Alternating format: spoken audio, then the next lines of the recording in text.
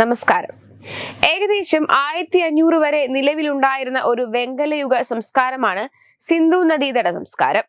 പ്രാചീന Egypt, Mesopotamia എന്നിവയോടൊപ്പം വടക്കേ Africa, പശ്ചിമേഷ്യ, ദക്ഷിണേഷ്യ എന്നിവയുൾപ്പെടുന്ന പ്രദേശങ്ങളുണ്ടായിരുന്ന 3 ആദ്യകാല സംസ്കാരങ്ങളിലൊന്നാണ് ഇത്.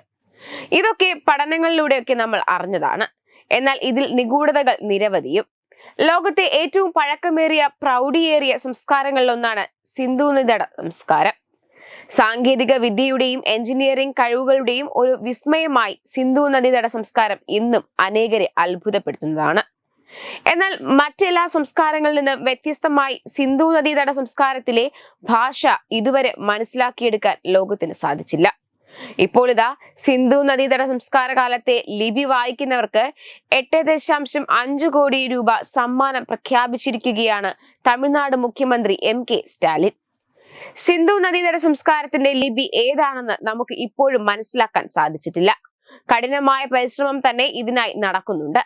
ഈ സാഹചര്യത്തിൽ അത്തരം ശ്രമങ്ങളെ പ്രോത്സാഹിപ്പിക്കുകയെന്ന ലക്ഷ്യത്തോടെയാണ് $10 ലക്ഷം സമ്മാനമായി പ്രഖ്യാപിച്ചതെന്ന് അദ്ദേഹം പറഞ്ഞു. ഏറ്റവും പുരാതന സമൂഹങ്ങളിലൊന്നായ സിന്ധു നദീതട സംസ്കാരവുമായി ബന്ധപ്പെട്ട നിഗൂഢതകളെ കുറിച്ച് വായിച്ചെടുക്കാൻ ഏറെക്കാലമായി ഗവേഷകർ ശ്രമിക്കുന്നുണ്ടെങ്കിലും അതിൽ വിജയിക്കാൻ ആർക്കും കഴിഞ്ഞിട്ടില്ല. ഈ സാഹചര്യത്തിലാണ് മുഖ്യമന്ത്രിയുടെ പ്രഖ്യാപനം. 100 വർഷം കഴിഞ്ഞു, എന്നിട്ടും നമ്മുടെ ഗവേഷകർക്ക് വിജയിക്കാൻ സാധിച്ചിട്ടില്ല.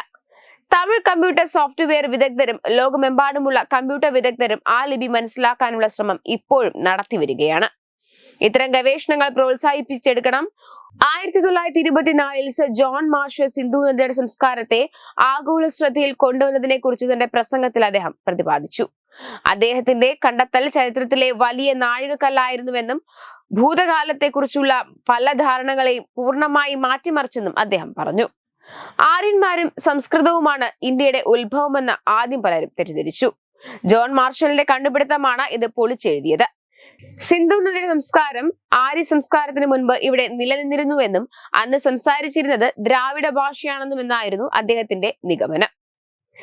ഇതും അദ്ദേഹം പറഞ്ഞു.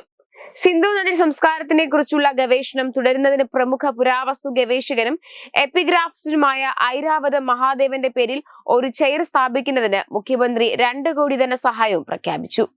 സിന്ധു നദീതട സംസ്കാരത്തിൽ ഉപയോഗിച്ചിരുന്ന 60% മുദ്രകളും ചിഹ്നങ്ങളും തമിഴ്നാട്ടിൽ ഖനനം നടത്തിയപ്പോൾ കണ്ടെത്തിയതിന് സമാനമായിരുന്നുവെന്ന് അദ്ദേഹം പറഞ്ഞു. സിന്ധു നദീതടത്തിലെ പാത്രങ്ങളിലെയും തമിഴ്നാട്ടിൽ നിന്നുള്ള മൺപാത്രങ്ങളിലെയും ചിഹ്നങ്ങൾ തമ്മിൽ 90% സാമ്യമുള്ളതായി പുരാവസ്തു ഗവേഷകർ കണ്ടെത്തിയിരുന്നുവെന്നും സ്റ്റാലിൻ പറഞ്ഞു.